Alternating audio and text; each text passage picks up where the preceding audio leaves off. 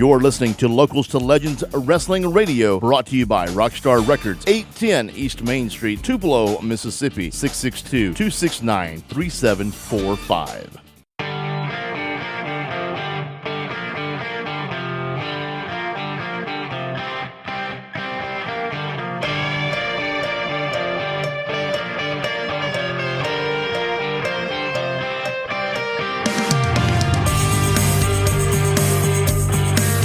Welcome to Locals to Legends podcast with your host, the voice of $10 Wrestling, noted author that has never been published, and the heaviest CWA light heavyweight champion in history, the king of all wrestling media, Gene Jackson.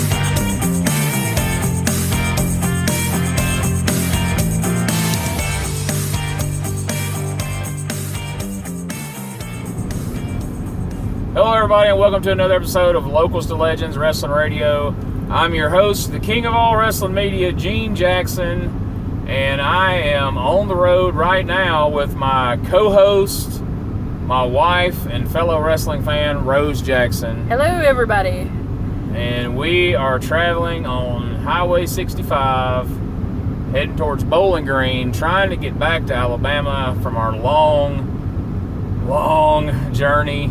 Coming back from Chicago. You need to exaggerate long journey. Oh my god! I see why everybody else flew now. Jeez. Total for this trip, you would say how many hours? 13. Oh god, yeah. At least. Okay. On the way over, we split it into two.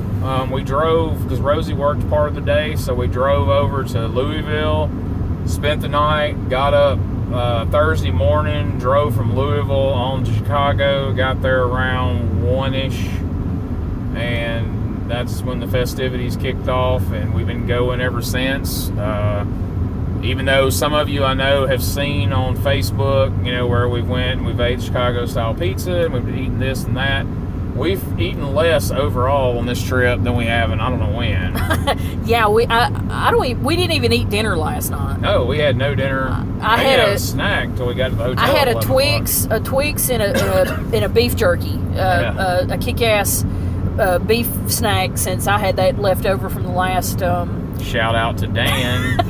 The last New South show I bought them at. So yeah, thank God for that, or I wouldn't have ate. Thank you, CMD, or she might have starved last night. I might have starved to death. So, but more on the eating and such on the StarCast portion of this week's episodes. But this one we're going to talk about All In. So months ago, Dave Meltzer made an offhand comment that an indie show couldn't sell out a 10,000 seat arena, and Cody Rhodes took exception to that, got together with the Young Bucks.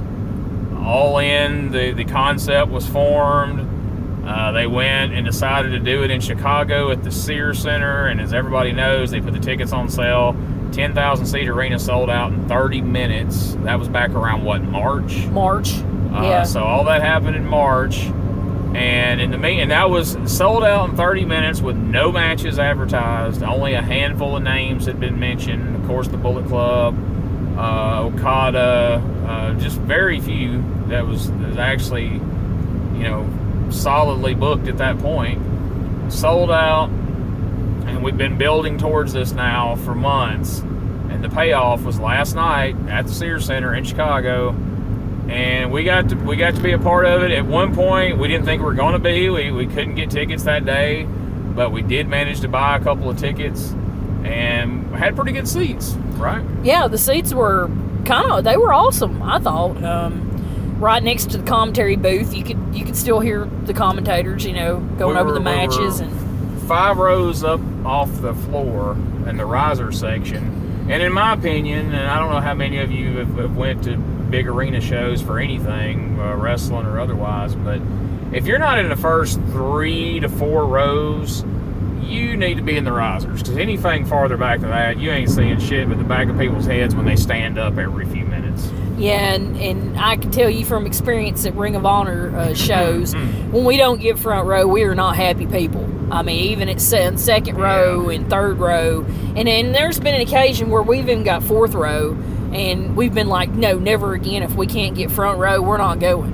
I mean, we're either not going or we're going to get riser seats. Yeah. So we learned that hard lesson. Yeah. But, we got there, and, I thought, man, doors open at 4. The Uber dropped us off at like 4:02. And I thought, man, 10,000 people. The show, the television portion of it, which was on WGN 0 hour, I guess they called it, was going to start at 5. And I'm like, we will be lucky if our asses hit the seat before the show starts at 5 o'clock. Took us, 4 minutes? 5? Yeah, maybe? 4 or 5 minutes to get from where the Uber dropped us off through the door and ticket scanned. I mean, I have to give them props, man. They had their stuff together. They searched you, patted you down, scanned you down, and got you in. Now, the merch line was another whole nother question, though, because it was lined up from the door all the way around, and we went and got our seats. Thought about it. I thought, well, it'll die down a little bit.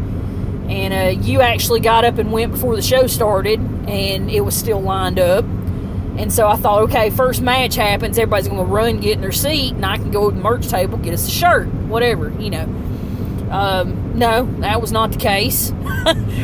I stood in line through the first, pretty much the whole first 0 hour. You stood in line through the whole 0 hour and 3/4 of the very first match on the show. Did you catch the end of Matt Cross? Yeah, I did. Yeah, okay. I did catch the end of that match, but I didn't get to see. I seen Flip Gordon in the Battle Royal. I seen that because they had TVs set up, outside where you could, still stand in line but see what was going on. So, every now and then I'd look over and see who was coming in, going out, that type of thing. So the very first match of the show, which was for the 0 hour, was SCU, Frankie Kazarian and Scorpio Sky against the Briscoe brothers. And the crowd was, oh my God, SCU was over like crazy. I mean, the fans went nuts when they come out. They had their Scorpio dressed as Apollo Creed and Kazarian dressed like Rocky, which was pretty fun. And the people who, and I know a lot of these people love the Briscoes because they're a huge line at StarCast, but the fans played their role accordingly, and they got the heel reaction when they came out and had a great match. And it was really a great way to kick off the whole show and set the pace, those two teams. And SCU got the win there, which the crowd loved, obviously. And then, we had a couple of promos. They showed the build-up for the Cody and Nick Aldis match. And, gosh, I don't remember what else. But it eventually brought us to the Battle Royal, where the winner would receive an ROH title shot against Jay Lethal on the actual pay-per-view. Now, these guys did a great job building this pay-per-view, and I think that's one thing that gets overlooked in all this is typically nowadays pay-per-view gets announced, and within 3 to 4 weeks the show happens. So you got 3 to 4 weeks to build a freaking pay-per-view. These guys have been doing this since March, and some of it's been subtle, some of it's been obvious, but ever since March, including the press conference the day the tickets have been on sale, Flip Gordon's been trying to get booked on All In, and they won't book him. And he had a couple of different opportunities to win matches, and he lost through one means or another. And so Flip was not booked. He was part of the Pro Wrestling Tees Flip's All Out pre-show party in the parking lot and all that.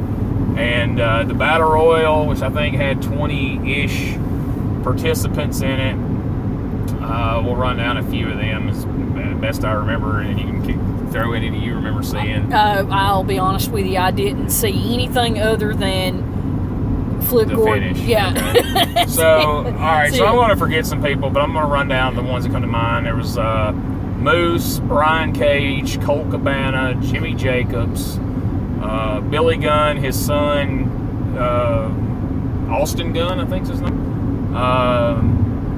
Marco Stunt, Bully Ray, Colt Cabana, Hurricane was in, Punishment Martinez. No Virgil. No Virgil.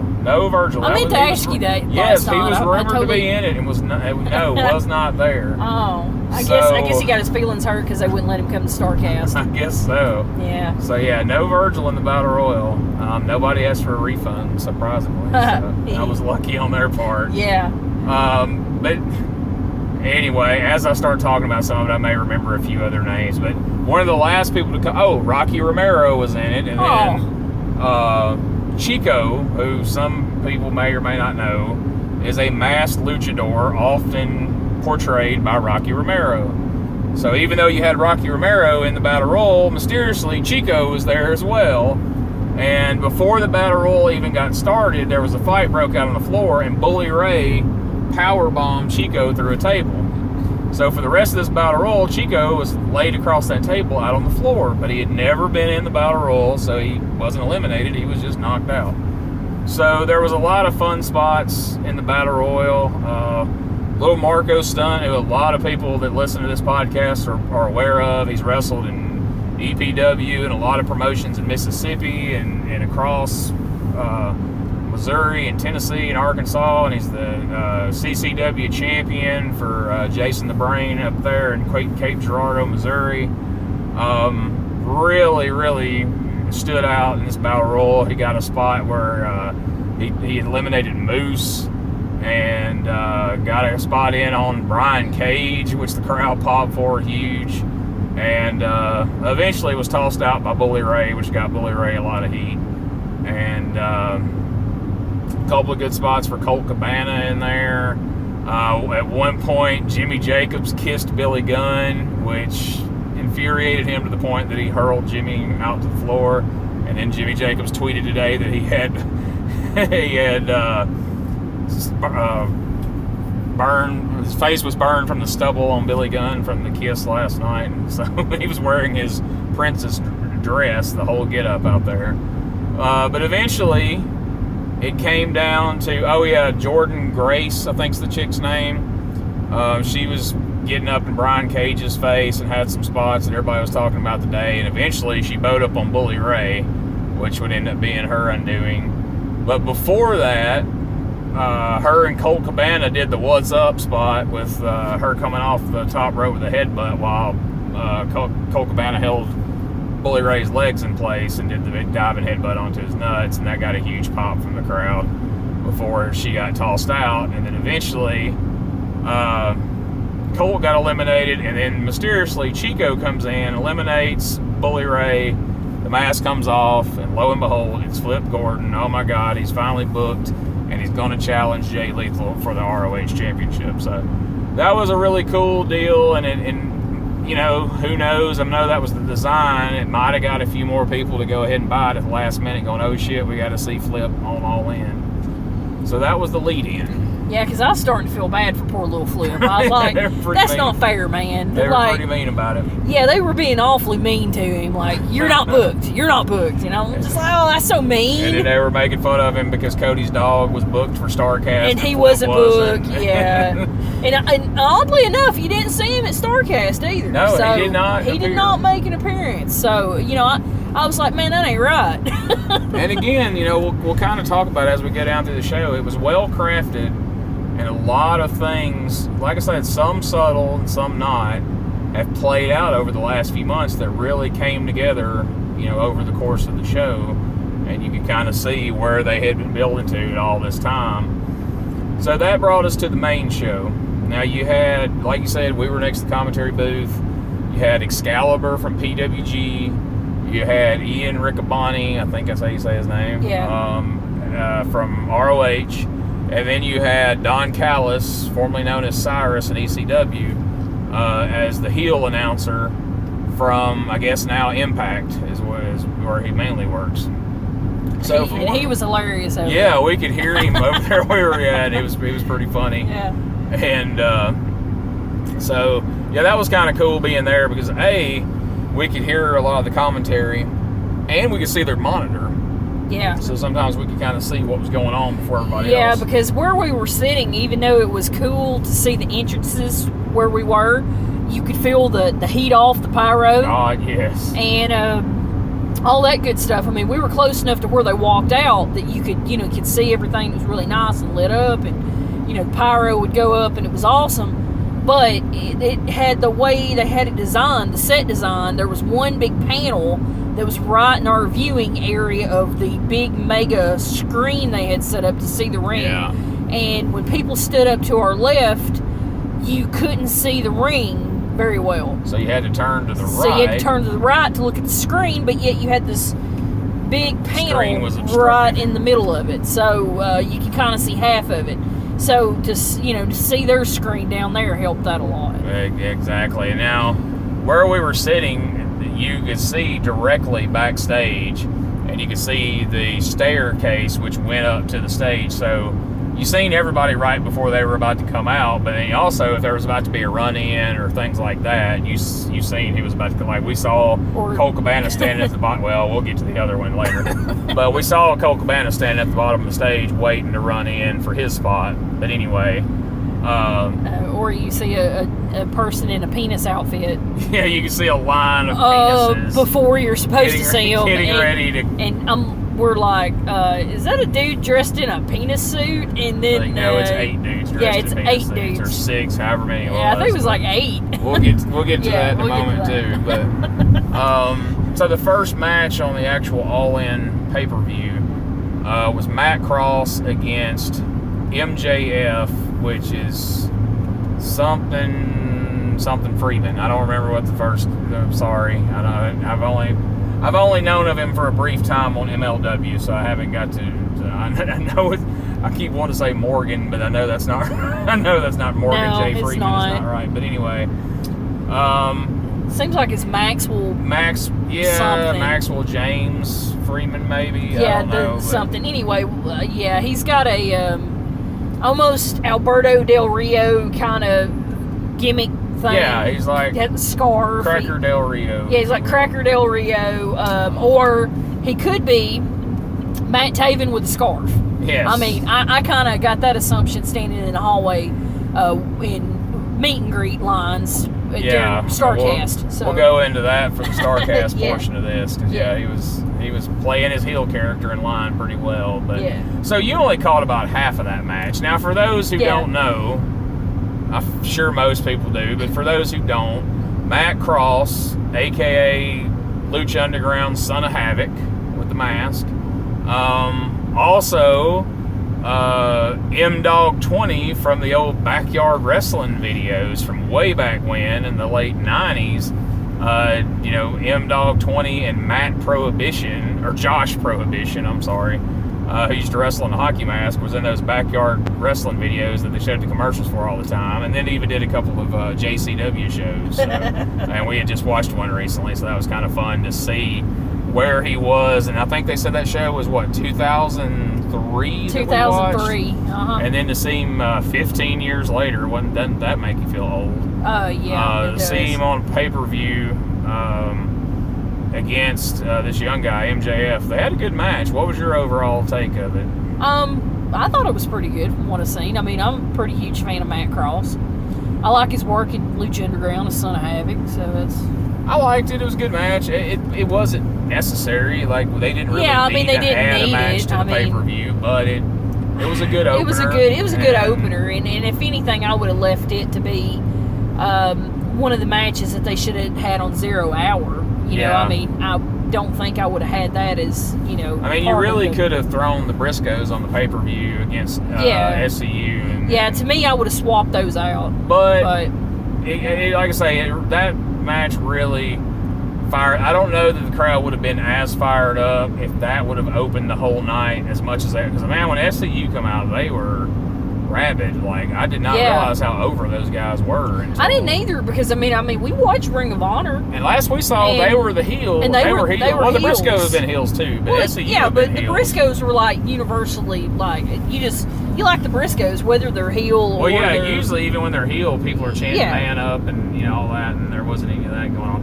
And they didn't have, and I never really even thought about this until now, but they didn't have the sheet metal over the railing that ROH has for all the slapping and the noise. There was plenty of noise anyway, but that didn't even occur to me until just now. But anyway, Now, this is where you're going to help me. Second match on the show, was it Stephen Amell against Yes. Christopher Daniels, Yes, right? yes, it was. Okay, so give me your take of that match. Well, Stephen Amell, most people know him from the CW show Arrow, Yeah. of course. He's been training. I have to say, from the time we seen him come out and do the thing on WWE during SummerSlam or something. SummerSlam 2 years ago, I think it was 3. He's been doing some training, and I thought it was good. I thought he did really good. I mean, he went through a table. He took a hell of a bump. I was impressed. I mean, the internet smartasses that always shit on everything had all their comments to make about it, and he didn't deserve to be in a spot like this, and blah blah freaking blah. And I'm not a fan of Arrow. I don't watch any of that kind of stuff, but I was impressed with him. The guy was in great shape. He obviously, like you said, had been training a lot to do the spots they did and to do the table spot and all that.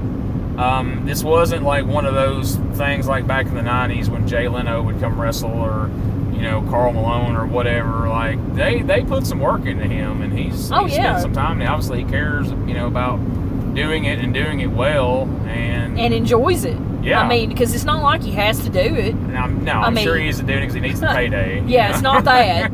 I mean, it's just, I think it's something cool for him to do, and he likes, he's a part of the Bullet Club. And I think him being on that show obviously did more for Cody and the Bucks and All In than All In did for him. You know what I mean? Like, he's doing them the favor, not the other way around. Yeah, exactly. So I was impressed with it, and Chris Daniels won. The wrestler won. So I don't know what there is to be salty about or to get, pissed off about, or he didn't deserve or whatever.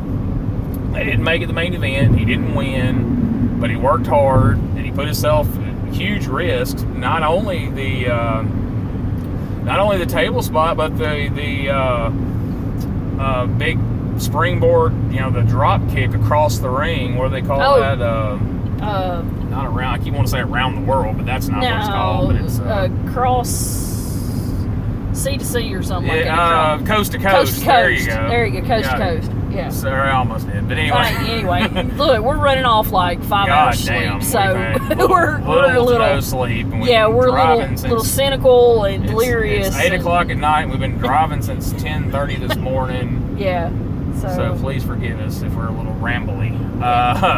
Now, following that match, is that the NWA title match? Is that how early it went on? I'm thinking it was, because it lasted for a pretty good while. So, one of the most well-built angles on the show is Cody challenging Nick Aldis for the NWA World title.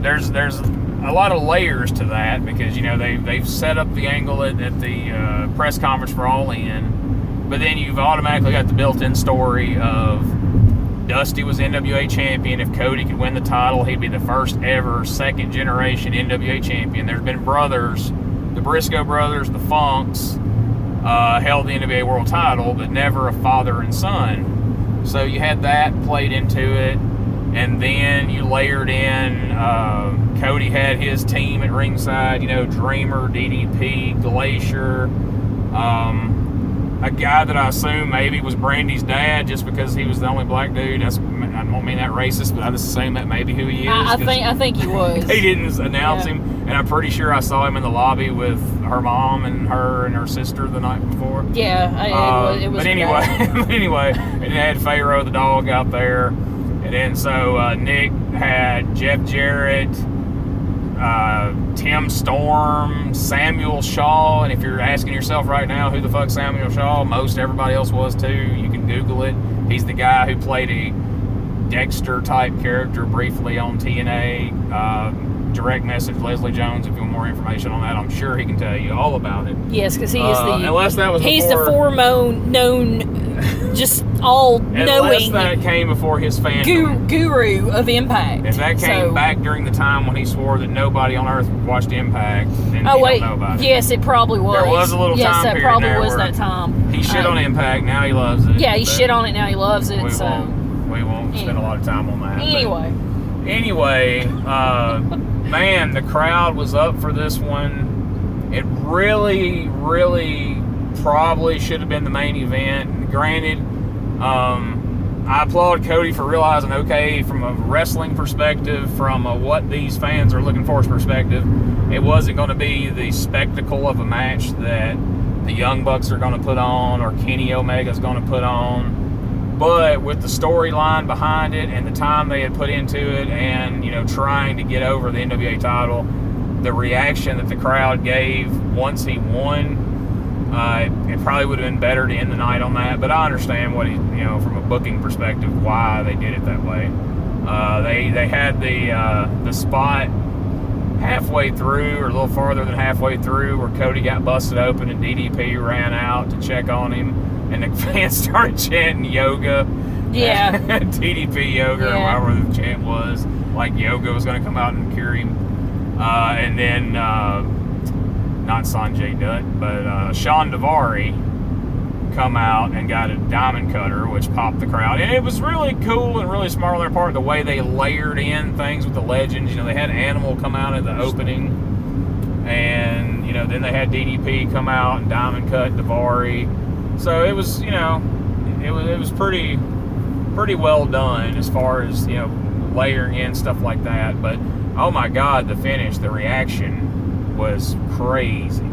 Yeah, I'm telling you, man, there wasn't too many people in that place that didn't want Cody to win that.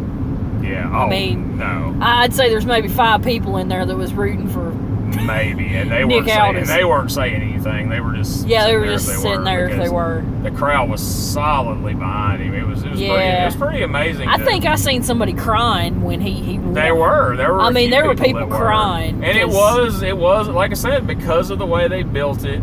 Yeah, and you could see it on Cody's face. It meant a lot to him to win the belt that his father was, known for winning. You could tell that it really was an emotional thing for him, and it was a moment. It was one of those things where, like, wow, it's cool to be here for this. Yeah. This really is something special. And one other thing to mention in there, one thing that impressed me, it was one of those like, oh, holy shit moments, is his wife, Brandy, who was at ringside, who has just recently recovered from broken shoulder or just something with a rotator cuff. But anyway, she had to have surgery and has been out of wrestling for months.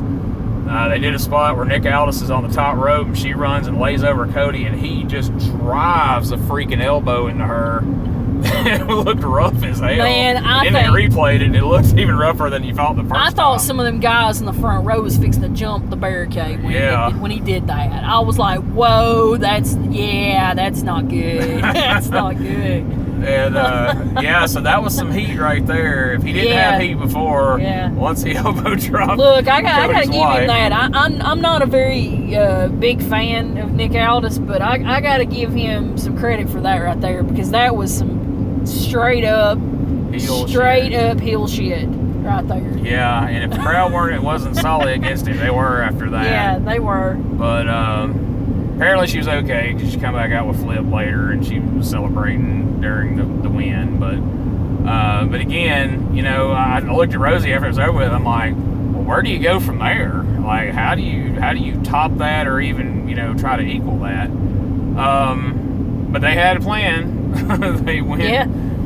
Well, wait a minute. And again, my memory is horrible.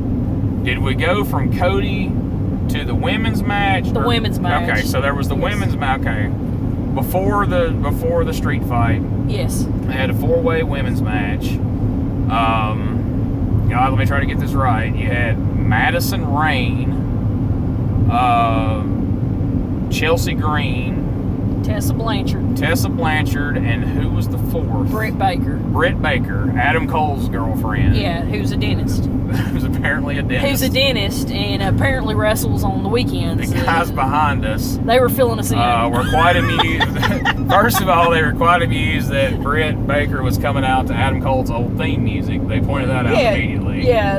And then they were carrying on through the match about how she's a dentist. But, Rosey not being she could knock her teeth out and put them back in. Yeah. So and then they were like, and then she's getting paid both times. She's getting paid to knock them out and then getting paid to them dudes are pretty funny. There's some guys from New York who between Don Callis's commentary and their running commentary, we were quite amused. It was pretty good. But, I know you're not a fan of women's matches, but I was pretty impressed with it. Like, since the last time that I had saw Tessa Blanchard wrestle live was at WrestleCade against Rachel Ellering a couple of years ago. And it was kind of, she was learning, but she was kind of sloppy, and the shit was kind of weak. Most of it was kind of weak looking. She stiffened up. A few things missed all the other. My God. She was rattling people's teeth last night, and everything she did looked really solid. And I know she's like the Impact Women's Champion now, and she's really over on there. And again, I'm sure Leslie can tell you all about it. But I was impressed with the match in general. Chelsea Green's character. Yeah, I liked her character. I thought it was very different. Yeah. Very different. Like, she's doing a whole Jekyll and Hyde thing. Right. Like, she's total, like, one side she's all normal, and the next side she's crazy. And it's like she played off that. She does it well. I see some of the stuff she puts on Instagram and Twitter and stuff like that. Like I said, I don't really watch the show, but some of the stuff she puts on there is really, really good. And she's Zack Ryder's girlfriend, so she's got an in. She got a tryout with WWE last month. And so I don't know where that went, or if it's going to go anywhere, or if she's signed to TNA for a certain amount of time. But I feel like one way or another she'll end up in WWE in due time. So, but it was a good match. And the sad thing was they did a really good job building up to the finish. And the referee blew the 3 count. It was one of those 1, 2,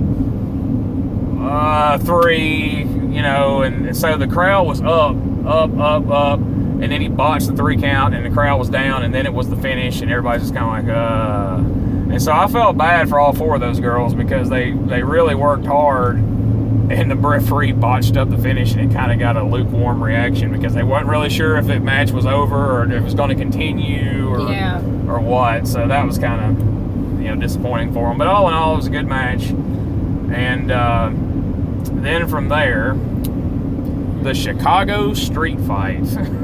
Yes. So tell us about the video well, no pun intended, the video package that they showed leading into this. Well, I don't know if you've watched them. I've watched a few of them, the being the elite YouTube videos. I've seen some. Okay, well, a couple of months ago, I can't remember how many, but apparently, Joey Ryan's huge in Japan, and here, with his dong style thing. Yeah, right? So, they shot all these little videos while in Japan, the Bullet Club, Adam Page, and Joey Ryan, and, the Young Bucks. And so apparently Adam Page is getting jealous because Joey Ryan's, everybody's like, oh, Joey Ryan, his magical dong, blah, blah, blah, blah. And all the wrestlers, he's flipping them, and it's, he's all powerful, and all that. So Adam Page is getting a little jealous. So he's you can see it's building resentment and hostility like each video they do. And then apparently he just can't take anymore and he kills him. He beats him with a phone. He beats him with a phone. Yeah, he beats him and strangles him with a phone and ends up killing him. Well, he's like, it shows this video. He can't sleep at night. He's seeing things. His boots are talking to him. It's like crazy. And he's like, everybody's starting to get suspicious that he's killed Joey Ryan because, they have these videos like, hey man, where's Joey Ryan? Hey, where's Joey? And he's like, I don't know.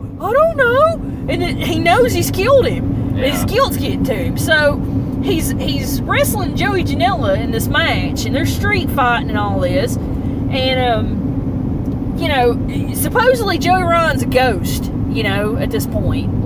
So they're advertising him for StarCast as the ghost of Joey Ryan. And so, we knew he was, we actually met him. And they show this video of him. During that video she's talking about, there's one clip they keep cutting to where his face is bloody and he's laying in his bed, his face is bloody, and you see the bloody telephone and the cord and all that next to him. I only mention that because it'll come into play later when they show the but anyway, the resurrection. But now this was so. Before we get into all the Joey Ryan stuff, I've seen very little of Joey Janela. I've seen his best friend's interview with Chuck Taylor and Trent, and I've seen 2 or 3 of his matches from CZW just online, and I've seen like his match he had at this year's WrestleCon. Had you seen any of Joey Janela before he walked out on the stage last night? No. Okay. I have not. So he's kind of a thing now. Like, he's caught on. He's got like these Joey Janela spring break matches he puts on during WrestleMania weekend for like the last 2 or 3 years, and he books some weird people. Like, Joey Janela is kind of where this whole PCO thing started out. He booked PCO because he thought it'd be funny, like, hey, the pirate guy, whatever. And so he booked him, and PCO did a bunch of weird shit, and it kind of sprang off into what we see now, which we'll talk about during StarCast episode. But he'll bring in like weird people, like that poster we saw yesterday at StarCast, like this most recent one. He booked like Hakushi and Ming and like just weird folks. But last night he really impressed me. Like, and he's got this chick with him, I assume is his legit girlfriend, Penelope. Yeah. Who surprised me with some of the spots she did. Yeah, she actually whooped Adam Page's ass just Adam a little Page bit. is a pretty big old boy. Yeah. And she made it look real for what she did. Yeah, so what was your take on them as a pair coming out of this? I thought they worked really well. I thought it was a good match. I mean, really, it was a really, really good match. They took some hellacious bumps.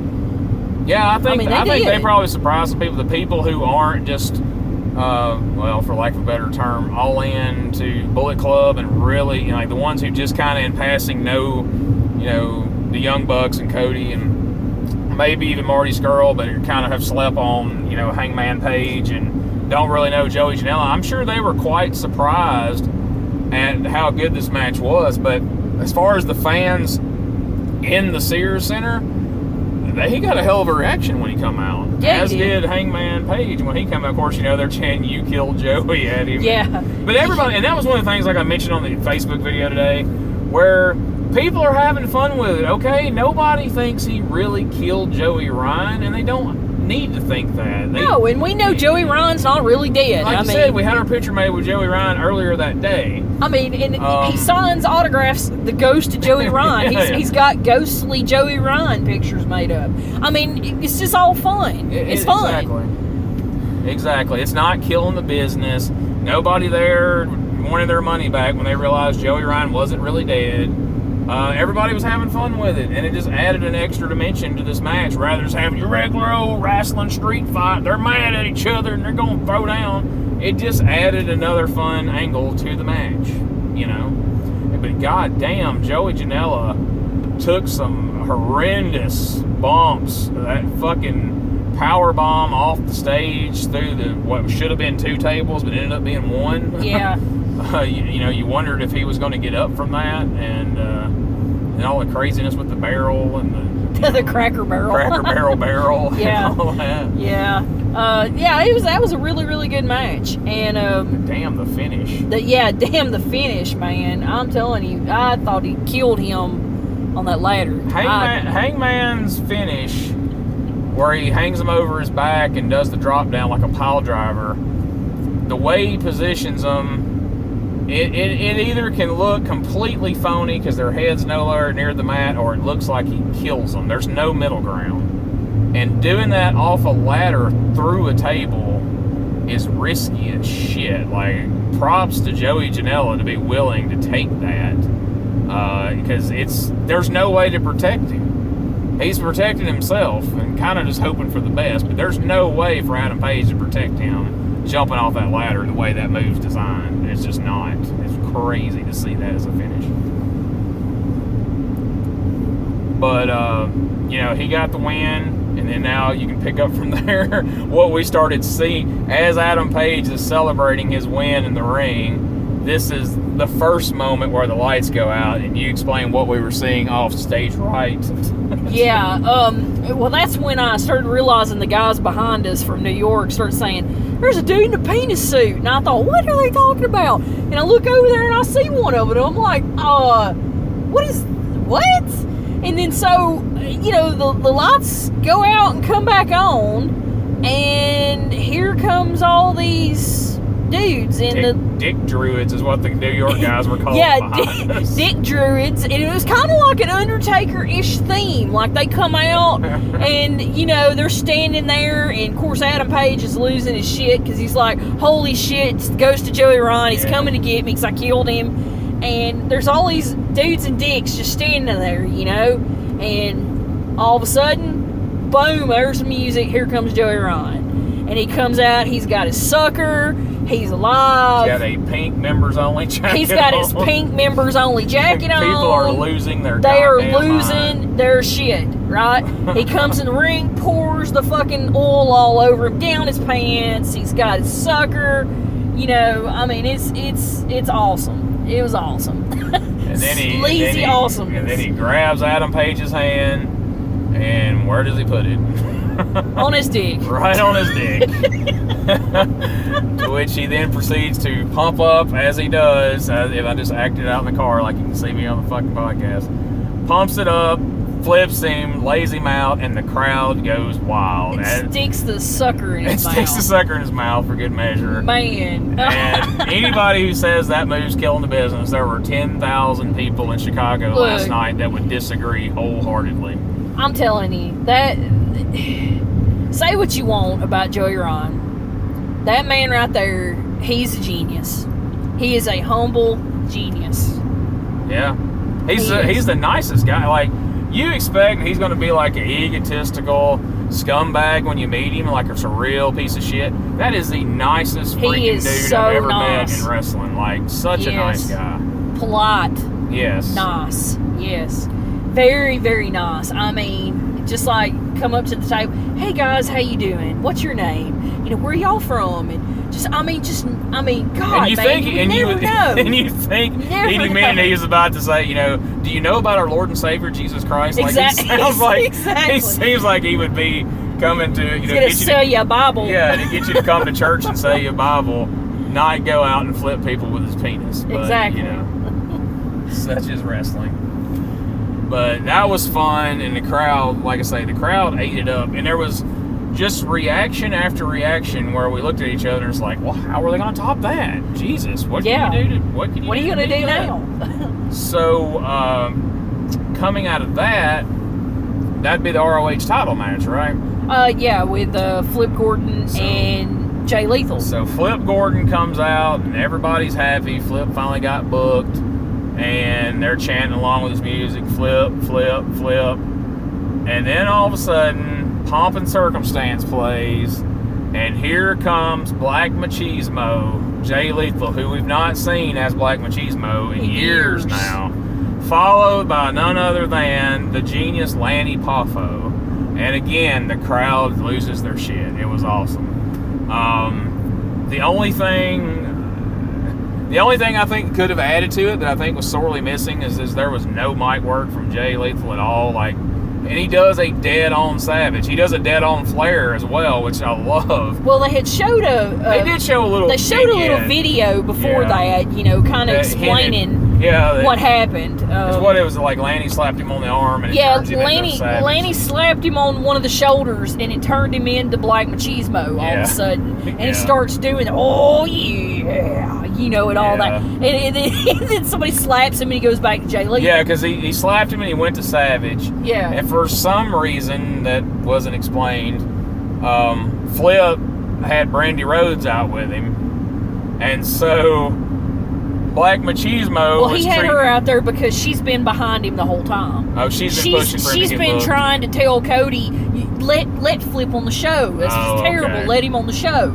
And so, that's why she was out there. She's like the only person out of them that's been behind. You can do it, Flip. You can do it. And she was secretly going around going, it's okay, Flip. We'll get you on there. And then oh, okay. exactly. See, I've missed a lot. Yeah, of that. that's what that was.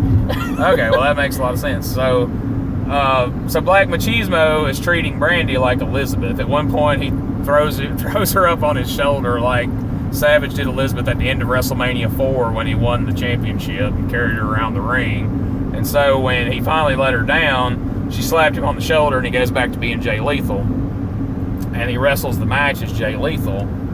And because up to that point, before she slapped him on the shoulder, he was doing all the Macho Man spots, Yeah, all the mannerisms, which he does dead on. It's fucking dead amazing. On. And so towards the end, he's getting ready to do his normal finish, and Lanny gets up on the apron and is pointing to the top rope, and Jay looks kind of indifferent. So of course, Lanny chops him on the shoulder. Boom, Black Machismo's back, and we get 3 top rope elbow drops. And then he gets smacked and does a lethal injection, and that's it. Yeah, that does it in, and he defends the championship against Flip. And I have to say, man, Jay Lethal, we've met Jay Lethal. We've watched him for years. I love Jay Lethal. I loved him back in the TNA days, when he did the Black Machismo. He was my favorite. I've always thought he was a stellar athlete. Oh, yeah. I watched him back in the early Ring of Honor days before the TNA, early. like when he was first starting out. And, man, that lethal injection he does is dead on. And it's... Every time I see him do it, it's just, amazing to me that he does that the way he does it. Because if there was ever a move that lent itself to being botched, that's the move. It. I've never seen him botch it, not one time. Nope.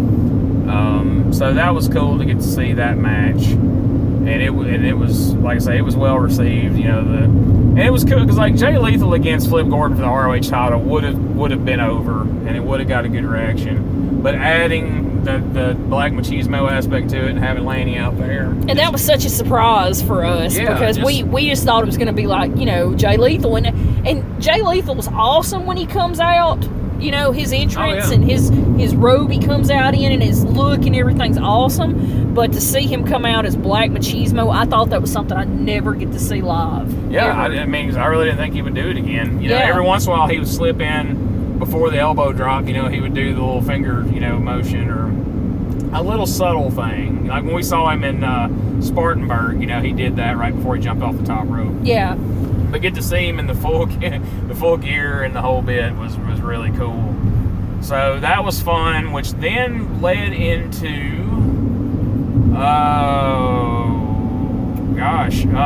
let's see, that was the that would have been Okada and Okada and Marty. Wait a minute, no. Was Kenny Omega before Okada, right? No, Okada was before Omega. I think Kenny Omega was before Okada. It was like Kenny Omega, Penta, then Okada and Marty, and then the six man, right? Yes, okay. Okay, so next up you got Penta L0, Pentagon Jr, Penta El Om, Penta whatever you prefer. I'm just going to call him Pentagon. Cero Mero. Yeah. So he comes out and everybody's chanting that. I can't say it right, so I'll let Rosie say it. Yeah, he doesn't speak the El Español as good as the Rosarita. Lived in Albertville for several years, just didn't pick up the language. But sí, señor, por favor. Yes, S.A. So he comes out and the crowd goes wild, but then the cleaner, Kenny Omega, comes out and the crowd goes even more wild. Man, and to see Kenny Omega's entrance live, dude, that was awesome for me. Because, we've only seen Kenny Omega, we've been watching him for a long time. Yeah. We watched him back on when we watched the Omega Wrestling. He was on that with Matt Hardy and them, right? No, that wasn't Kenny Omega? No. Wait, he wasn't on there. I'm thinking we used to watch him on something like that. No, but we seen him on some old, I don't remember what it was, but it was really old stuff, before he even went to WWE, in the developmental or any of that stuff, but... I don't remember. But we've watched seen him on a lot of New Japan stuff in recent times. Yeah, on a handful of Ring of Honor shows. And a handful of Ring of Honor shows. But to see him come out live and do his whole bang and all that just was. This is one of those dream matches that if if you were going to book a show and be like, okay, well, here's a pile of money, and what indie dream match would you like to see? Me personally, Kenny Omega against Pentagon's pretty high up there. Pretty good, because Pentagon is really good. I mean, we've seen him. Yeah. We've seen him wrestle in several different live matches. Live shows. We've seen him and Phoenix wrestle the Young Bucks at PWG is just crazy good every time, and just I mean, the we matches watch he's him had on MLW. We watch it, on MLW, and that's awesome. So this was a match that everybody was excited about, and us especially. And so it was like Kenny Omega and Pentagon's greatest hits. I mean, they hit all the stuff you want to see these guys do. They did it. But the fun part, and this is, again, I kind of mentioned it on that video earlier today, but this is one of those deals where it's proof that you don't have to, a good match and a match that a crowd's going to be into and invest themselves in doesn't have to be a standard heel versus babyface. Nope. When Pentagon did something cool, they cheered him. When Kenny Omega did something cool, they cheered him. When Pentagon would do the fucking, the Cerro Mero or whatever in his face, they would say it along with him, even though they obviously love Kenny Omega. Oh yeah, there was more Kenny Omega shirts than Young Buck shirts around. We were in a line of about 300 people to meet him that morning in Starcast, which we'll talk more about later. But incredible match. Like I said, anything you would have wanted to see in that match, you saw it. Even Pentagon even broke his arm. I'll do the air quotes that you can't see. Broke his arm, which always kills me when he breaks people's arm and that's not the finish, and then they end up doing more shit. But and his arm's not broke. It's wrestling, so Fair but everybody loves it. It's just like Marty Scurll when he does his finger break breaks thing. Their fingers. Everybody goes quiet. I mean, the whole place 10,000 people go silent, and then crack, and everybody goes crazy. Just like when he breaks their arms, they do the same thing. Everybody gets quiet. And everybody gets quiet, and then crack, and everybody goes crazy. And freaking Don Callis over there, oh my God! He's broke his arm! so it got dead quiet, and the only thing you hear in this entire arena is Don Callis screaming on commentary, which was an awesome effect. I mean, 10,000 people stopped. You could hear a pin drop. Like nothing. I mean, and that's crazy. That's crazy. So, Kenny Omega gets the win, and that's to be expected. Any of the assholes that got online today, Kenny Omega should have won. Fuck you. Kenny Omega should have won. It was a Bullet Club show. It was all in. Who else is going to win besides Kenny Omega? There's nothing wrong with that. But Kenny Omega wins. The lights go out. Now, I had said to Rosie a few minutes prior, because we had met the firing squad at Starcast, so we knew they were in town, and that's been the angle in New Japan, is the firing squad has now turned on the rest of the Bullet Club and went rogue. Hence the upside down wolf pack. Yes. So I told Rosie, I'm guessing, and for those who don't know, the firing squad is Haku, who's back in wrestling now, and his two sons are wrestling, who are big stars in New Japan, and have been for 3-4 years now. Tama Tonga and Tonga Loya. I'm not good at saying their names either, but so I'm like, they're going to hit the ring sometime tonight. So when the lights went out, we're standing there, everybody's hollering, and I'm like, okay, when the lights come on, Kenny Omega is going to be surrounded by the firing squad, obviously. So then the lights come back on, and now there's Pentagon, and he's getting up off the mat, and I was like, well, okay, Pentagon's just going to jump him again. I'm like, or he's going to be focused on Pentagon, and the firing squad are going to hit the ring, because some guys ran past us, and we were pretty sure that's who they were, the firing squad. So we're looking for that, and that's Pentagon. And then all of a sudden, the New York guys by us, oh my God, that's Chris Jericho! I'm like, what? I looked at Rosie and go, do you think that's Chris Jericho? She's like, I don't know. And he runs across the ring and gives him a freaking code breaker. And hey, Rosie doesn't sell shit at wrestling shows. Any of you wrestlers that have worked a match in front of her, you know that. I don't typically sell a whole lot at wrestling shows. We just kind of sit there and watch. Not to be dicks, it's just, we're just not reactive. when he hit that code breaker, I squealed like a fucking bitch. I was yelled at the top of my lungs. It was the coolest shit. Me and you both did. It was the coolest shit I've ever seen live. And when he pulled that mask off, it all happened again. That is the loudest reaction I have ever seen or heard. It was crazy, but it was so man, that was fucking cool because like I watched the video when he did it in Japan. And attacked him over there and pulled the mask off. I forgot what character he was dressed like. But that was cool. But to see it in person, and he, I mean, aside from the tattoos, he looked just like freaking Pentagon. He did. I mean, he had his face painted. He took his mask off. He took the shirt off and had his Judas shirt on under it. It was awesome. It was awesome. It was the best. Like anybody who like I've seen that this morning. Somebody put on like Cult of Kayfabe or one of those goddamn things. Well, the reveal was kind of disappointing, and Jericho came back and responded. Because Jericho responded to him. But I was like, if you thought that was disappointing, if you didn't think that was cool, fuck you, find a new hobby. I mean, that was tremendous. That was tremendous, man. And what was great, like I said, everybody loved Kenny Omega. They popped for everything Kenny Omega did. But when he attacked Kenny Omega and took the mask off, everybody that was their the shit. Loudest 10,000 people in that None of us, when we walked into that building that night, thought we were going to see fucking Chris Jericho at All In. Yeah. I mean... Nobody, because he was doing a show out in Kansas. Yes! If you looked at his... Because a couple months ago, everybody, when they knew the Jericho Cruise was coming up and all the Bullet Club's going to be out, like, I bet you Jericho's going to get booked for All In. And then when you looked at the Fozzy schedule, you're like, well, no, they're in freaking Kansas that night. There's no way.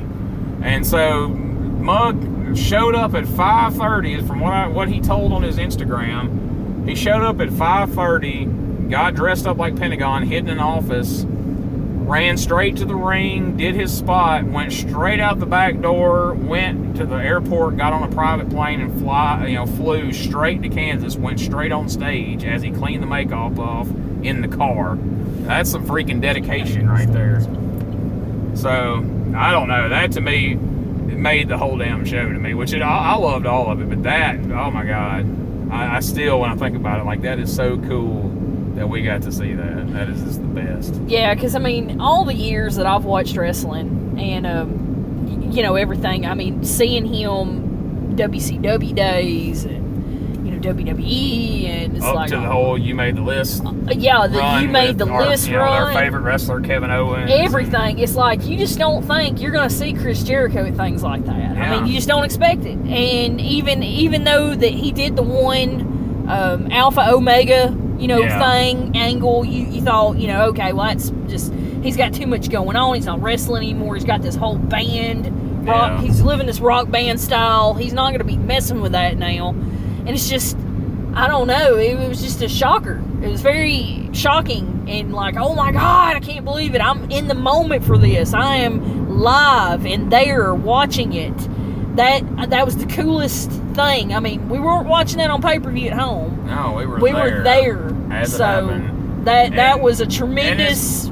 And it's brilliant because awesome. If we had the vacation time and the money, I so would want to go on the Jericho Cruise to see that match with him and Kenny Omega. Oh, and, God, yes. Experience that whole thing. Yes. I know it's going to be crazy, but, we can't because we've already got everything spoken for. But, yeah, we do. But, anyway, it was very cool to be there. And so, and then from there, they went into the Marty Scurll versus Okada match.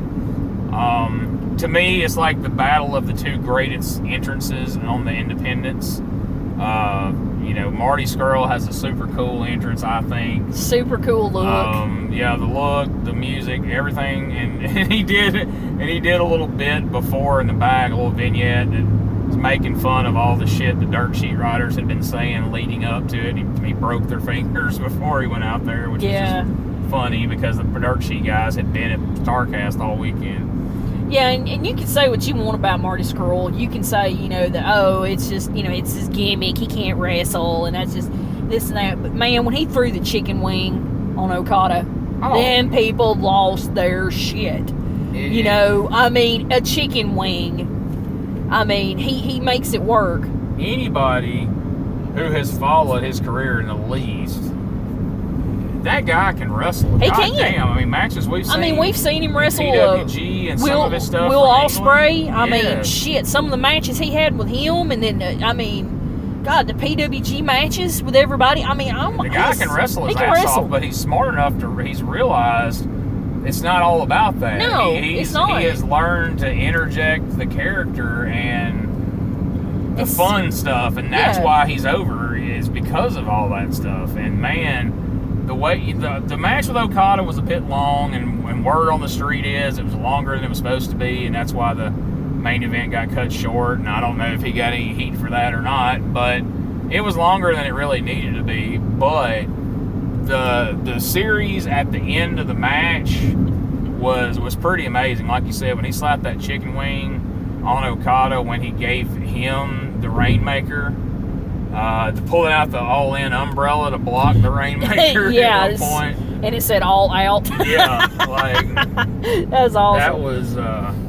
That was all great stuff. And getting to see Okada, man, that's like and this is, people are going to shit on this comparison, but I just mean from a star power perspective.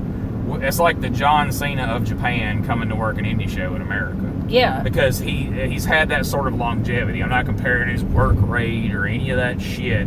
I'm just saying from a longevity as being a top star and a champion in Japan, that's the level he's on. And so for him to come over there and wrestle with Marty Scurll was a very big deal for the show and for Marty Scurll as well.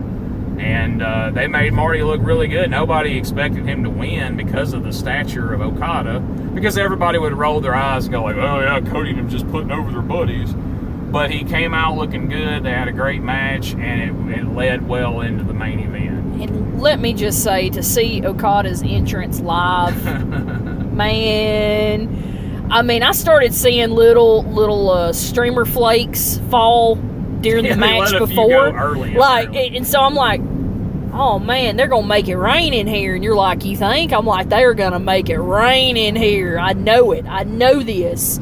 And because I seen the little glitter things coming down, and sure enough, man, I mean, it was a sea of just confetti, his Okada dollars, everything, man. And I wished I could have grabbed one, but they didn't fly close enough to where we were. Yeah. I mean, that was just, to see that live was just amazing. Because, only seeing that on TV, watching New Japan, is the only time you see that. And it's like, you just don't get the same feeling of what is that like to see that, to be there and be in the presence of that. So, I can't even really describe the feeling for that. But it was awesome. Yeah. Yeah, when I saw where our seats were, I'm like, we're not close to the ring, but we get a good view of the ring. But hot damn, we're going to get a damn good view of Marty Scurll and Okada's entrances, and we did. It was really cool. Yeah. And so, the main event, because of the show running long, probably wasn't everything they wanted it to be. It certainly wasn't, the length of time they probably wanted it to be. But it served its purpose. I mean, God bless. Ray Phoenix is one of the most just amazing athletes out there. Like, the things that guy can do in the ring and the high spots he can do, it's just it's unreal. It really is. And we've seen tons of his stuff on DVD and on we've seen him live, but seeing him, we saw him in Nashville at Aero Lucha, and then we saw him last night. It's just some of the shit he does just defies gravity and reason that he can do it.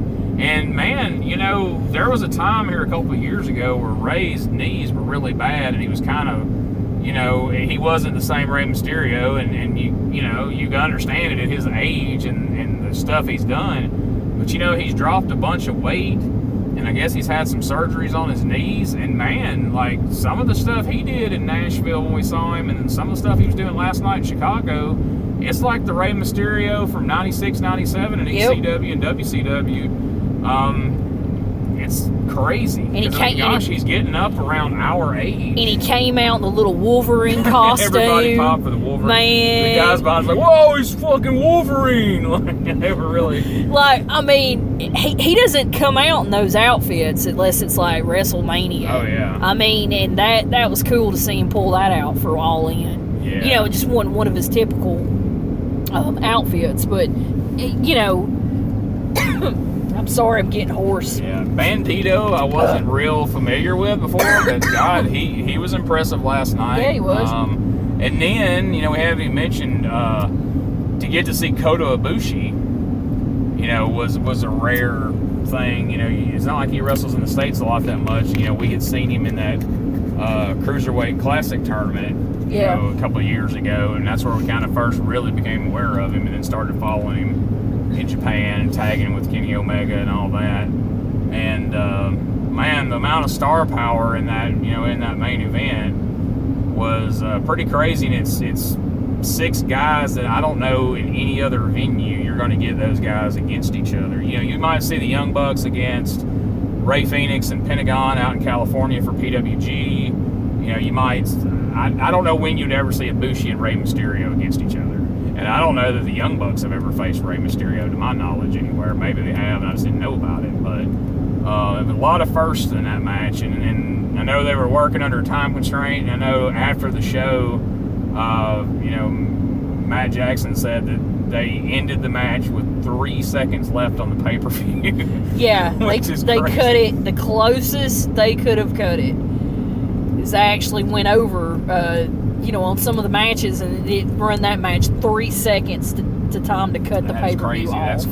That's closer than the ECW one night, you know, original ECW Barely Legal pay-per-view where the power died like, you know, a minute after the show ended or whatever it was. But yeah, it was a good show. And then afterwards, now you and I typically, especially when we go to like the big shows at the Municipal Auditorium in Nashville, and even when we used to go, I say here in Nashville because we're driving through it right now. Yeah, we actually just passed it. But you know, we typically, as the main events heading to the crescendo of ending, we usually run out the door and get the hell out of there to beat the traffic. And there's usually people behind us, and if you watch any show, you see people filing out, you know, as the main event's ending, or at least immediately as the bell is still ringing, people are running out of the building. That match ended last night, and 10,000 people were still standing there in the building as the Young Bucks were in the ring, and Ray Phoenix and all them, and Ray grabbed the mic and put over the event, put over the Bucks and Cody and everything in the crowd for being there and all that good stuff. And then the Jacksons, not us, but Nick and Matt, got on the mic, started talking, and then Cody came out, and the Bucks family, you know, Papa Buck and that whole crew, and Brandy and all of them, they all come out, and everybody stayed until, you know, and then eventually Hangman came out, Kenny Omega came out, Marty was, you know, curiously absent. I don't know what that was about, but so, you know, they all spoke, and you know, Cody said a couple things that you know, rang very true, and I think kind of spoke for the whole night and kind of the whole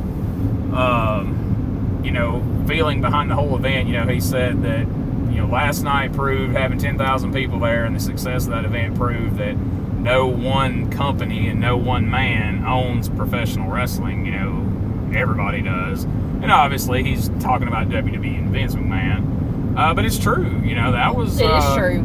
Yeah. You know, nobody outside of WWE has gone out and drawn that sort of a crowd since WCW, and they didn't draw a lot of big crowds like that towards the last 2 or 3 years. So it was cool to be a part of, and you know, like I said, they said a lot of you know, interesting things after it was over with. They kind of alluded that there may be more based on the success of that. But my favorite thing about it was they let Kenny Omega close it, and Kenny said some nice things about Cody and the Bucks and everybody and the fans. But he got to do his closing that he always does at the end of the New Japan show. So that was fun for everybody to hear that on the way out the door. Yeah. Yeah, I mean, I don't know. Will there be another All In? I'm sure. It may not be All In, but there will be another Cody and the Young Bucks production. You can guarantee that. Oh, there will be. I mean, that's probably a guaranteed thing. But I mean, will it be as successful? I don't know. Will anybody get to experience it the way we did unless they were there live? No. There's only going to be one first one. Only going to be one first one. And I don't know. You know, we talked about this earlier while we were driving. You know, there's a whole lot of rabbits they pulled out of the hat to make this work, and they had months to make it work, and there were so many people determined to help prove that it can be done. But are people going to be that fired up to do it again? Or, you know, I don't know that we would be financially able, or from a getting off work perspective, you know, if we could turn around and drive 12, 13, 14 hours to the next one, or would we even be willing to? You know, I don't know. There's a lot of ifs. There's a lot of ifs there for them, but you know, there's no reason not to. Yeah. You know, they don't know if they don't try it again, so there's no reason not to do it. But it'll be interesting to see where we go from here. Now, the downside of that, I don't mean to shit on anybody, but now everybody and their brother they're gonna think it's like Field of Dreams. Like, if I book it, they'll come. Like, everybody in their town is gonna go try to have the all-in of whatever, insert your town's name here, and think they're gonna sell it out and pack it out and have their own version of this.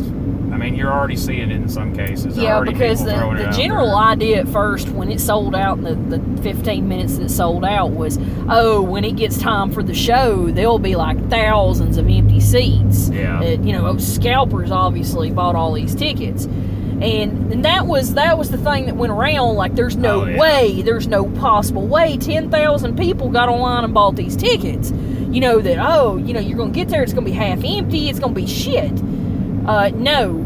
Every seat had an ass in it. And here's the amazing part of that. Yes, scalpers went and bought a majority of those tickets. And people wanted to go so badly. People wanted to be there so badly. They paid 4 and 5 times what the ticket price was to buy those bootleg tickets to be there. Yeah, because when you originally clicked on the site to buy our tickets, it was like, what, $52 a ticket for the ones we wanted?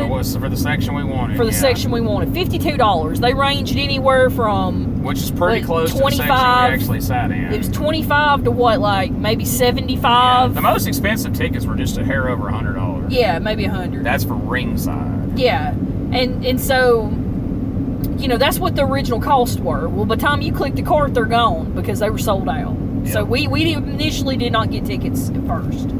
But through other connections, I'm just going to say connections you have, we managed to get tickets in kind of around the section that we wanted. We did not pay face value for and we did not pay face value. 3 times each. Yeah, about three times what the face value was. And hell, let's just go ahead and tell them what you paid for. I don't remember. That's why I said. It was collectively though between the two tickets. It was over $3. It was $350. It was $175 a piece. Yeah, I know what they were. It was $175 a piece for tickets that originally were like probably $50. Yeah, $60, $50. Yeah. So that's what the tickets for All In cost us. And from where we sat, it was a good view. We got to see the ring. You could see the entrances. It was good. You know, it was very good. Which I don't think many people in there had a bad seat the way they had it set up. No, there wasn't really a bad seat. Now, some of the upper levels, I can't say that for them because, man, they were high up there. You could see. You were just a far. You were just a little far away. But I mean, it was an amazing thing to see all those people there because I mean, I was skeptical. I thought, you know, hey, when we get there, it's probably half these people ain't gonna fill in here. Look at all those empty seats there. But by the time, you know, the matches started and everybody filed in, just about all the seats were full. Yeah. And I mean, we had like maybe one on our row that didn't have somebody in it. Because we first thought we were going to have like 3 empty seats next to us. Yeah. And then, boom, here come these people sitting in, coming down. So, it's like they filed in a little late, but they got there, And I think that showed a lot of people that, hey, maybe if my field of dreams, I book it, they'll come. That's not necessarily going to be your case. What you guys have got to understand, if that's your, that's your thing, is, hey, we're going to go, book this building and we're going to hope we fill it out and all that. Yeah, these guys hit a home run and they made money. Oh, yeah, but they do. These guys put at least, and this is just purely speculation, but just knowing what I know about cost of buildings and all the talent involved on it, these guys put up no less than $250,000 on the front end to get this thing going. That if the thing hadn't have sold out, they would have lost their ass. And possibly more than that. But I guarantee you, they just to get this thing going, is to get that building, to get everybody booked. I guarantee you, these guys had to take $250,000 of their own money and put it up. That's been said. Because it was said that it wasn't just Cody Rhodes' money. No, it was the Bucks. The Bucks put it was Marty's. It was all of them. Well, as far as from what they say, financially, it was Cody and the Bucks' money. Marty and them helped with everything, but as far as the financial stake, the reason the three people you see on the All-In poster is Cody and the Young Bucks, because it is their money that was at stake for this thing. Everybody else helped, but they financially bared the brunt of it. So if you're going to do this, then you better have some goddamn money to throw down and be willing to wager, because you can't just go book a building, go book a bunch of guys, and then hope it does well, and then when it doesn't, be like, oh, sorry, I thought it was going to be like All In. It's not going to be. Well, plus the people they have connections with to have the matches they had. You got to bring something special to the table to get it to be an All In. Not to mention, they had the backing. Yeah, Cody and them put the money up, but they knew they had the production of Ring of Honor. Yep. Ring of Honor was going to provide their production crew, their staff, and for the most part, they had the back. I don't know about financial backing, but just the backing of New Japan as far as providing talent for them, because it was a big draw. A big part of the reason I was willing to drive from Alabama to Chicago. Where the hell else are you going to see Okada and Kenny Omega and Ibushi and a lot of the guys that you saw? You're not just going to go see them anywhere. I'm talking about no matter where you're willing to get in the car and drive, they're not just showing up just any damn where. Hell no. And not for those ticket prices. No, not for those ticket prices. We would have to book a flight to Japan. Yeah. We'd have to go to a New Japan show. Or at the very least, book a flight out to California for these house shows they're doing out there. But the prices for those tickets are astronomical, and they're selling out in little.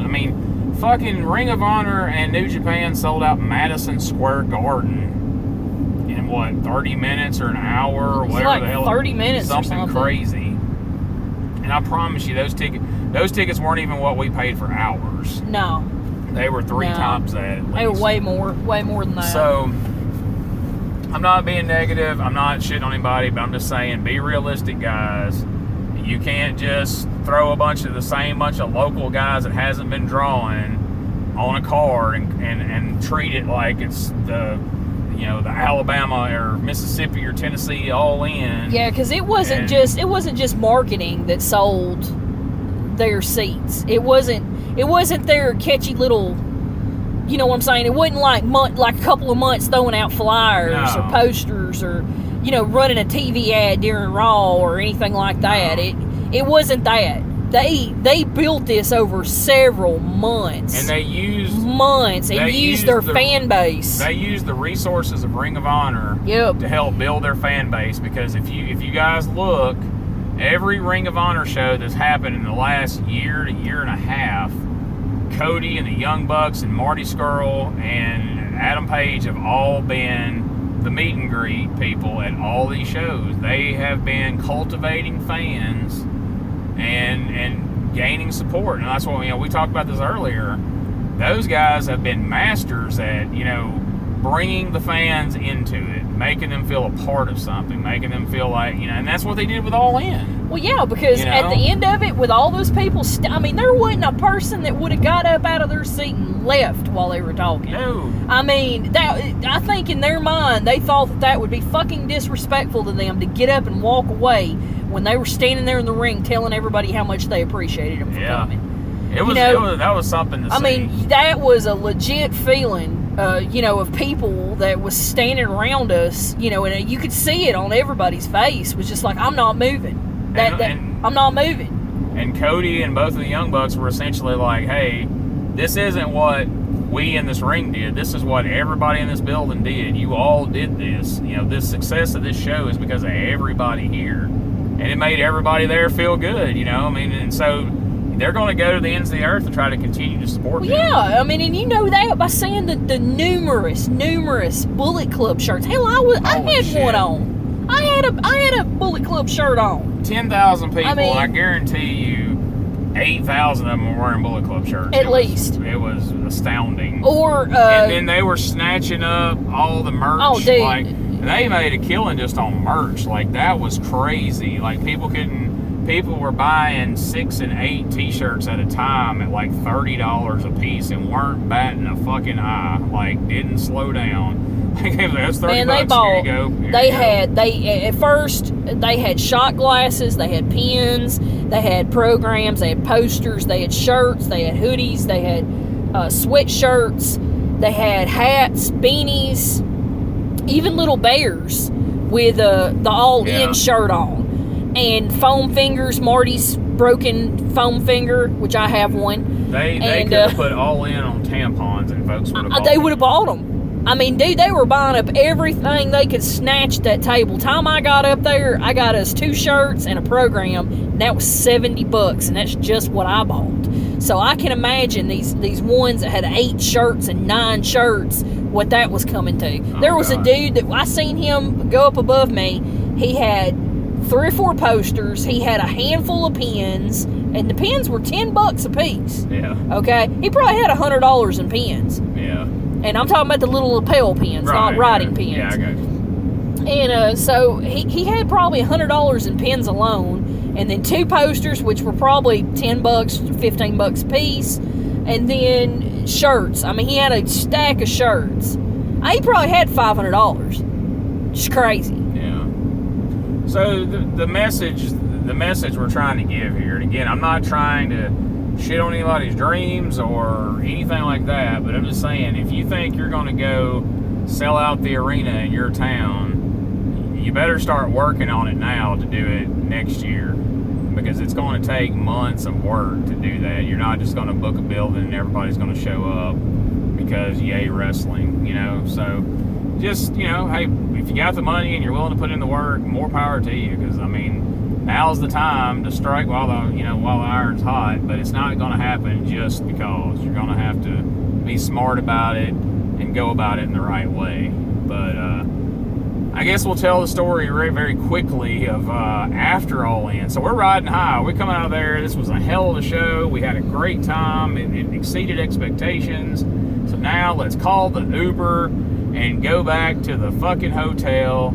Well, you take it from here. Actually, it wasn't go back to the hotel. It was, hey, let's go get some dinner. We're gonna go get some dinner. We're gonna have we're gonna go back to that nice little Portillo's place and have us a Chicago hot dog.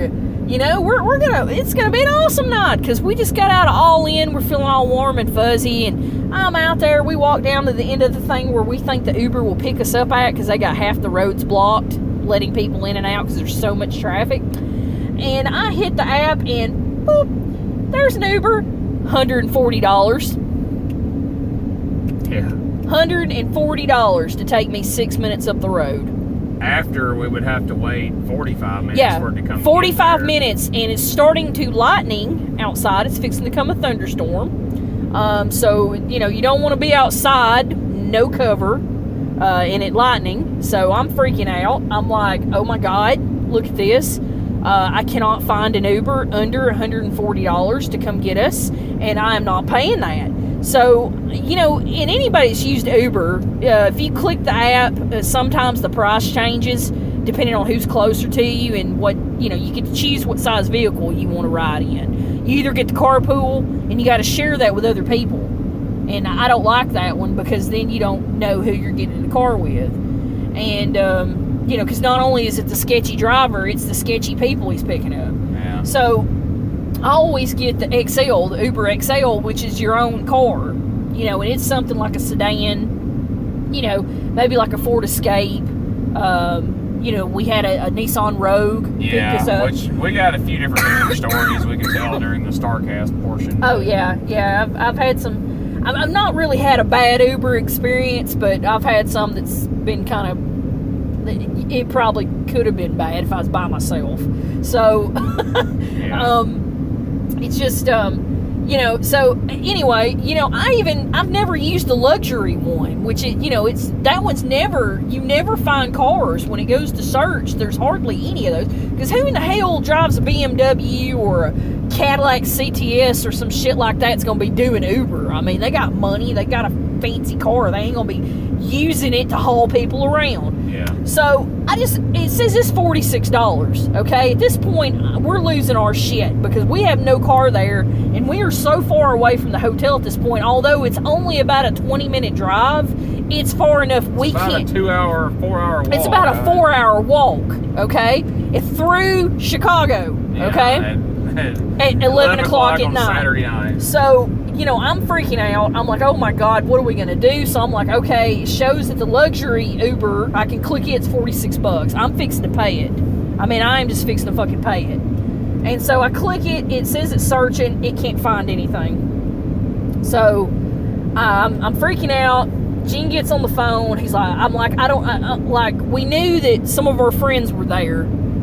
Brian Trammell actually came to All In. Brian Trammell's the only guy I knew for sure that was there. Yeah, he was the only one that we knew for sure was there, that we could call and go, hey dude, are you still here? I knew Cassio was there somewhere, but I didn't know how to get a hold of him. I got his phone number, but I'm like, hey dude, can you give us a ride? Yeah, I knew he was catching a ride with Conrad or whoever. Yeah, or they may have took the shuttle thing over from the hotel. I don't know, or they maybe had StarCast drivers or something. I don't know.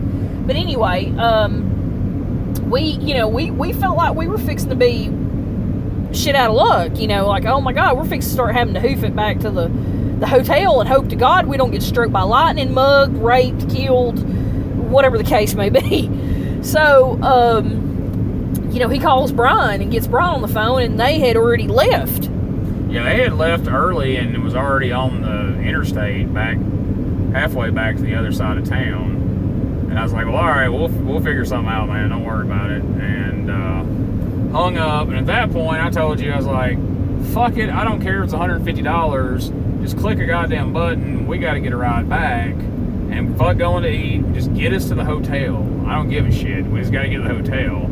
So at that point, I'm fumbling with my phone trying to find the taxi service that StarCast had tweeted out 2 weeks ago was going to be available for, I think, mostly to haul people to the hotel, back to not the hotel, but back to the airport and shit during the day. And I was going to see if they were going to be available. And then, in the midst of that, Brian called back and said they had turned around to come and save us. And, but they, like Rosie said, they had all the damn roads blocked off. You could not get to that place, which is why all these other people were losing their shit. They were waiting on Uber. Man, there was like 200 people just out there about crying because they could not get a ride. I felt like we needed our asses kicked because, as we're walking, I'm like, okay, so 10,000 motherfuckers are leaving, and we know they didn't all drive. Obviously, they're all going to be trying to get an Uber at Chicago at 11 o'clock at night on a Saturday.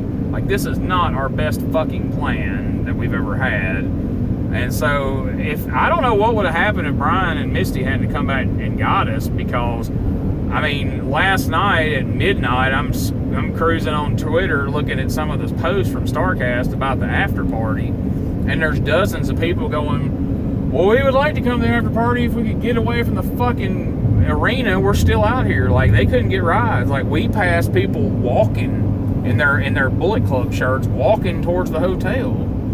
So it was a mess, and we learned a valuable fucking lesson. We'll never count on trying to get an Uber after a big event late at night, because surprise, there's not a lot of Uber people out at 11 o'clock at night picking people up, least of all 200 motherfuckers leaving a wrestling show. Well, more than that. I mean, God knows. I mean, 98% of the people that stayed at the hotel for StarCast that went to All In left their cars there. Yes, and took because Ubers. because they had limited parking. Yeah. And if you didn't... And they were charging an ass ton to park in the damn Sears parking lot, too. Yes, $20 a car to park in that parking lot. So, of course, we ended up spending more than that just to get there. But, yeah, that was a goddamn fiasco. They kind of put a damper on things. But we finally got back to our hotel, thanks to them. And we were so just put out that, like, we was like, fuck it, we're not eating dinner. We're going to bed. So we just fucking went to bed and didn't eat dinner. And so we ate a big breakfast this morning because we were starving. But anyway, that ends that's the long extended version of All In from the Jacksons' perspective. And if you made it all the way through to the end, good job, because it went way longer than we intended it to. Yeah, but you got a good recap of everything. You did. You get the whole All In experience with your friends, the Jacksons, and we have made it through Nashville, and we're on our way. We're probably about an hour and a half from Coleman now, and getting home to see our cats. Yay! So that's it for this week. Thank you all for listening. We're going to have another episode. We'll put 2 episodes out this week. We're going to have the other episode. It's going to be about StarCast. You can hear all about it. There's some very interesting stories to go along with that. So be sure and check that out. And be sure and check out TwinStatesWrestling.com. We've got some fun promos for Twin States from StarCast that you can check out very soon. And tell your friends all about localslegends.com.